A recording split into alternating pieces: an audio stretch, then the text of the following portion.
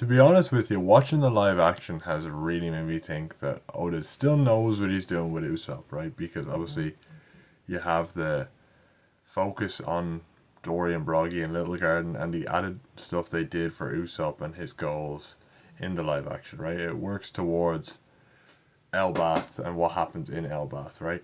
I am thinking more and more now that Usopp's arc in Elbath is going to focus more on post arc when, like, maybe Yasop or Shanks will show up and that will lead to him having a confrontation with his dad that might lead to him improving, because I think a lot of the time he views these characters as monsters or people out of his league, whereas I think if he sees someone like his dad who is like his own flesh and blood be so far above him, it might push him in some regard. Like, I was so certain he was going to fight against Demi Reversied, Dory and Broggy, but when that didn't happen, I was like, what's he going to do with Usopp?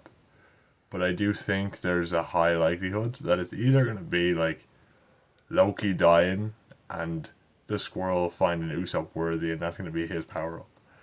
You know, it'd be a good excuse to not have him on the crew. There's a entire possibility around that, and even the idea of the devil fruit going to the slingshot that was mentioned.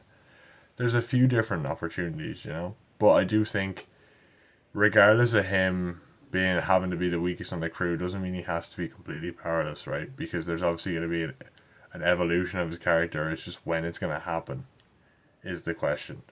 And I mean, the whole idea of his character was Elbath was the dream. He was like, this is what it means to be the brave warrior of the sea, right?